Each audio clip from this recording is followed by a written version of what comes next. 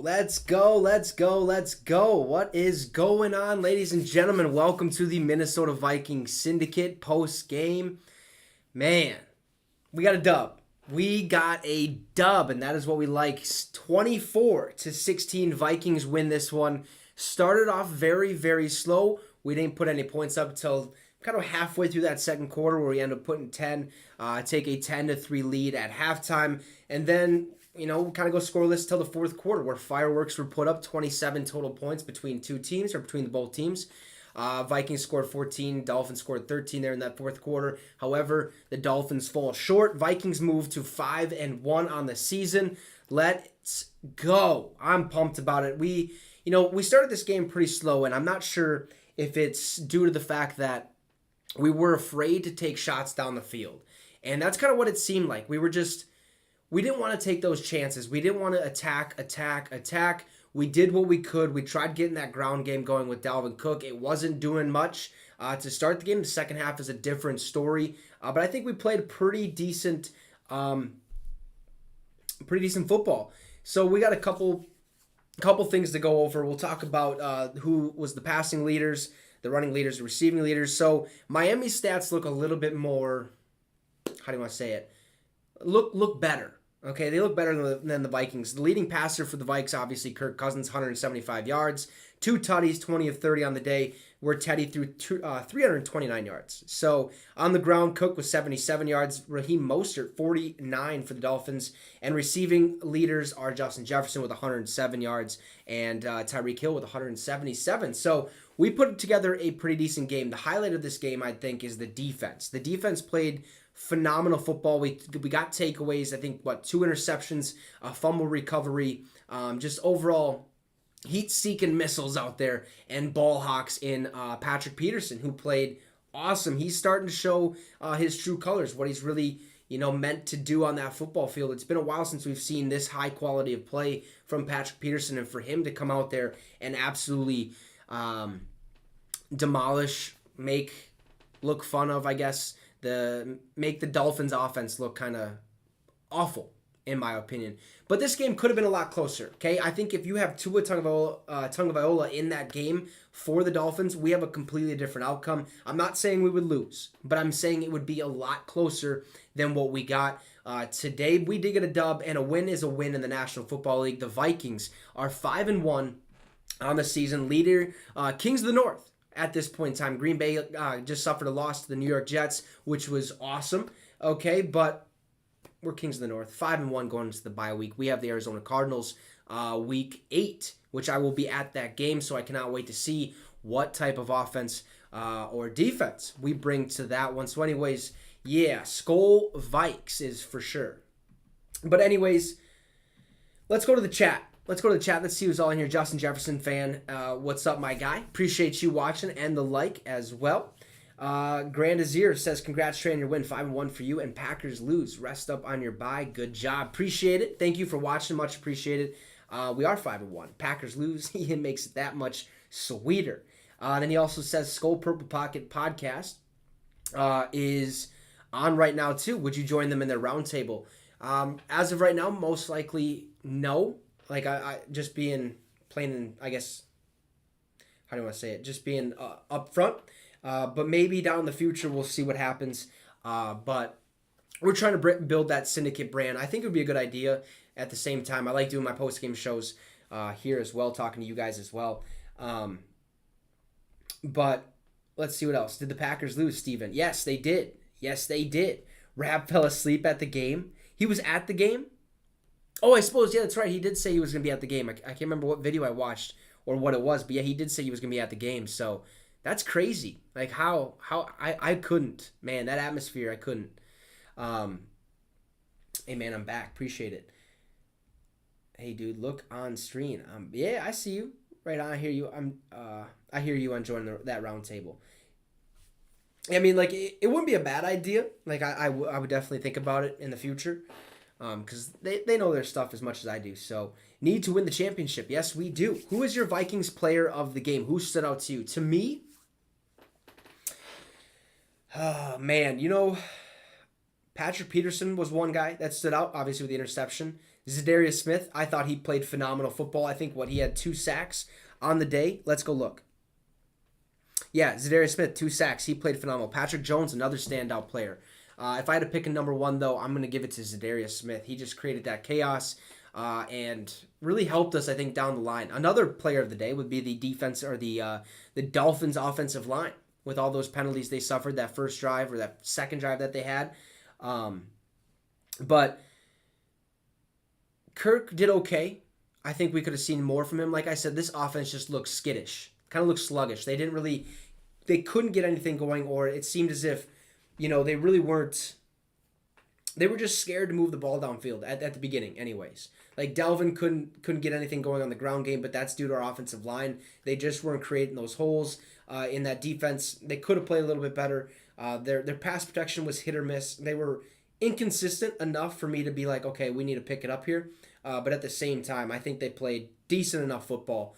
But yeah, huge shout out to the Dolphins playing the way they did so they can give us a dub. That's what we like to see, especially when the Green Bay Packers lose, right? Green Bay last week, they lose early in the morning in London town to the New York Giants, set them down to, 3-2 going into week 6. And then they take on the New York Jets, in which they lose again. So they are now 3-3 on the season. Vikings sole leaders and have sole possession of the NFC North. Which Vikings players position disappointed you today? Disappointed me today. With how well everything went, I would say, he needs to be better. It was just more of a collective effort. We got the dub. That's what we needed. But that offensive line, I think if they were able to create bigger holes the entire game instead of just the end of the game, it would have been a lot better for us. A lot better outcome anyways. But yeah, that's the position that or the position group that disappointed me a little bit. Not terrible, not too much, but they did their job. They did their job. So that's all you can ask for, especially with a win. 5-1. That's a great record. That is a great record. Another thing too, earlier in the week I said Dalvin might cook the Miami Dolphins because if I touched on anyways, if that offensive line were able to create the holes that we needed them to, Dalvin has over 100 yards. He has a touchdown or whatnot. I think he had 1 touchdown today, 13 carries, so 77 yards. So he was only 23 yards away from 100. Great game still in Miami, in Florida. We played well. No turnovers on our side. No fumbles. No interceptions. Miami, Teddy threw 2? Yeah, 2 interceptions for Teddy. They also lost a fumble, which was Jalen Waddle, which is great. We needed that. But, yeah, Justin Jefferson fan, it's all right. It's not what I'm worried about. We're just here doing a post-game show. So, but, yeah, man, 24-16. Great dub. We moved to the bye week, which is awesome because going to the bye week on this winning note, it's almost refreshing. Okay, we're the leaders of the kings of the North. Regardless, all teams can win next week. The Packers, the Bears, the Lions, and we'll still be number 1. Now the Colts-Jags game did just end for Justin Jefferson fan watching. Colts won 34-27. But yeah, so we go in the bye week 5-1. We come out of it against Arizona at home. Gonna be a good game. D-Hop should be back for that one. I would like to see us start fast. Start as fast as possible. Let's put points on the board early and often because Arizona seems like that team that comes out of nowhere towards the end of it and just really, how do you want to say it? They find a way to be in every ball game. And I'm not sure why that's the case, but especially being a Minnesota Vikings fan, we know that every time we play, it's going to be a one-possession game or close to a one-possession game. The difference is, though, last year we were losing those ball games, these one-possession ball games. This year we're winning them, and we're just taking it to teams. We're just taking it to them. We win by 8 today, 24-16. I hope we beat the Cardinals. I will be at that game, so there will be no live stream or post-game show. There'll probably be just a wrap-up, but Grand Azir says, "Have a good week, Trey. I got to run, got to moderate my other channel. Thanks for taking question. Again, congrats. Hey, appreciate it, man. Thank you so much for watching. After the Cardinals game, do a live stream to make sure who won. Okay. We'll see. It's gonna be hard to do that, my guy. It's gonna be very hard to do that, just because I will be at the stadium. Then after, I'll be on my way. So the most I could do would be a video and find a way to get it posted. I'm not sure I could do it live. But man, Vikings, says Colton. Yeah, we got it done though. We got it done. 5-1. But if I hit 500 by that time, if I hit 500 subs by that time, I will have a community tab, so I will be able to keep you updated on who won. I can quick do Vikings got a dub, blah blah blah, ask a question, stuff like that. So just so you're aware when that happens. But what a game. What a game. We found a way to get it done in Miami. Hard Rock Stadium. Okay. Bye week, Cardinals, and then Commanders. Look, let's go look at the rest of our schedule real quick. Because I did this the other day, and there's no, it's kind of unrealistic, but it can happen. It can definitely happen. Okay? So we got Arizona.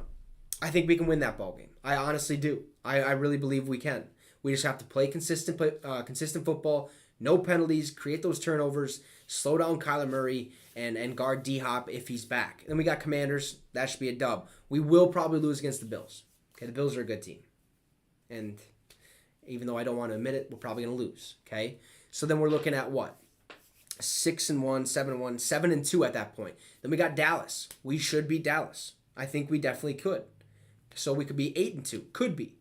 New England, that's 9-2. We should win that one. Jets, they beat the Packers, but I think we can win that one. So 10-2.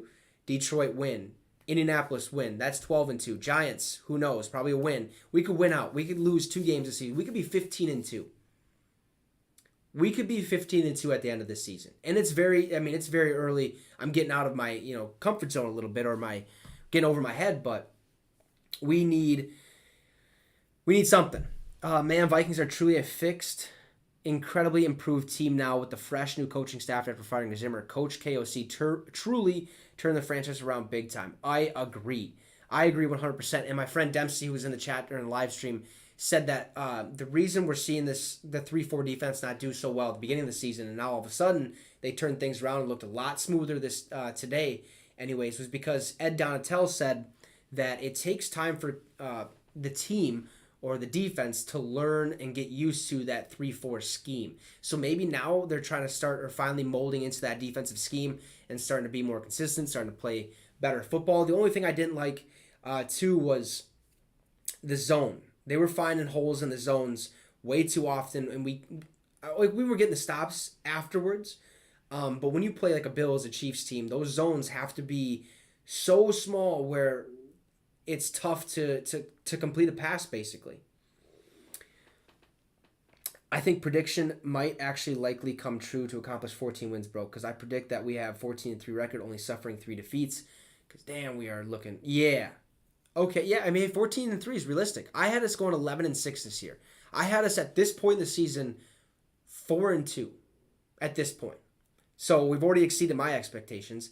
My biggest expectation is to make the playoffs. Final 2 minutes of the ball game. 1 possession games, which we were losing last year. We are now winning. We are becoming a better team. More chemistry is being built. That offensive line doesn't look terrible. We just have to clean up a little things, create those holes, get more protection time, I guess, for Kirk Cousins to throw the ball. Other than that, man, we're finding ways to move the ball downfield, finding ways to win the ball game, and that is all we can ask for. And hey, 5-1. There's really not much to talk about. It's a dub. It was a nice dub. It was at no point really.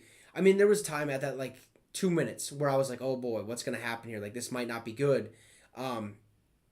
But I wasn't nervous to the point where it was biting my lip and stuff like that, trying to shake and whatever the case may be. I felt comfortable, and so did our defense. So did our team, our offense. We played great football. That's a dub, 24-16. Colton says a similar record to the 2017 season when we went 13-3, so we can very likely win a bunch and just lose 3 games. And if we do that, okay, let's get out of the wild card round. win a playoff game, and another playoff game, and one more playoff game so we can go to the Super Bowl and win the damn thing. Okay, let's get a Super Bowl win. Let's get a Lombardi. Bring it to Minneapolis for the first time in the franchise history, because I will be on the streets. I will be there celebrating when that happens. But right now, we got to keep calm, cool, collected, because we're only 5-1. Plenty of the season left. We could end up 5-12. And if that happens, I don't even know what I'm going to say. Like, that would suck. We are 2-1 on away games, and yes, the London game was an away game. Let's go. That's what we like to see. Win at home. We win on the road. The only game we lost was in Philadelphia. As long as we just keep stacking these wins and stay consistent after the bye week. The bye week is always the hit or miss for every team. Because once the bye week comes, you're either really good or you just all of a sudden your team falls to shambles the second half. So I'm glad we have an early bye week. It's week 7. That's next week. Because then we have the rest of the year to kind of just sit back and watch this team slowly gather those wins, slowly make their way to the playoffs, slowly solidify their standing as kings of the North. Any updates on Seam? Yeah, so I actually got a picture from my mom last weekend after it was confirmed. He snapped his ankle, okay, had surgery in London, has been reported back to the team. However, it is season ending, so he will not play the rest of the year unless for some odd reason he has a miraculous rehab process. I doubt it's going to be the case, but I think it's safe to say his season is over and done with, which is okay. We got Andrew Booth Jr. back. We'll start to see more and more of him as he finally makes a full transition to that defense and to this team after being out the first 5 weeks. So I'm okay. We need to win the title, then the playoffs, and again, the championship, then the Super Bowl. Yeah, win the division title, then the playoffs we got to win again, and then we got to win, the championship, the NFC championship game. So, lots to improve on, but a dub is a dub. We'll take it 5-1 on the season. The Vikes are kings of the North so far up to this point. Next week's our bye week. Then we got Arizona. Hopefully we get a dub there, go to 6-1 on the season. Let's just keep this thing rolling. Let's keep this thing rolling. Anyways, appreciate everyone who's watching. Actually, Colton says yes. We'll have at least one home game in the playoffs and maybe even be at home the entire time in the playoffs. It just depends what the rest of the NFC rankings look like to clinch home field advantage. I think after last week's win, they seen if the playoffs were to start today, the Vikings would have the 2 seed. So that's cool. I wonder what it'll be like right now. I think we're waiting on the Eagles. So if the Eagles lose tonight, there's a chance Vikings could have the 1 seed at this point in the season. Yeah, if we win the division, it's guaranteed one home playoff game, most likely. Yeah, actually, no, it is. It's a guaranteed. So, yeah, we just got to keep winning. And 16-1 is very realistic. It could happen. It could happen. Will it? Most likely not. Well, you see, the Bills play the Chiefs today, actually right now. So, one of them needs to lose. But I'm okay with where we're at. I'm okay where the Vikings are at this season. The only another thing too, I understand why Justin Jefferson is the go-to target every time Kirk Cousins first look. It has to be, right? But when it doesn't work, when you keep trying to force it there, let's move the ball around. We got Thielen a lot more involved today, which was nice. That's what we needed to do. Exactly what we needed to do. But it took time. It took some time, and that time is so crucial when your offensive line is not the greatest thing in the world. You have to, I don't know. There's things we can clean up, but overall, a great victory. And yeah, great stream as well. Appreciate everyone who watched and is watching right now. We will be back week 9 versus the Commanders. So week 8, I will be at the game cheering on the Vikes, screaming my lungs out. And yeah, man. Okay, yeah. I hope they lose tonight. Oh, also, for you guys watching, if you want to watch along with me tonight, primetime Sunday Night Football, feel free to join me on Get Your Fix with the Wicks. That is my other YouTube channel, my main YouTube channel, where we're going to stream all primetime games and stuff. So we'll be going live around, I think, 7 is when I chose to go live. So If you guys aren't doing anything, feel free to jump over there. Also, if you're new to the channel right now, sub and hit that like button. Be much appreciated. Anyways, 5-1. Going into the bye week, Vikes got a dub 24-16.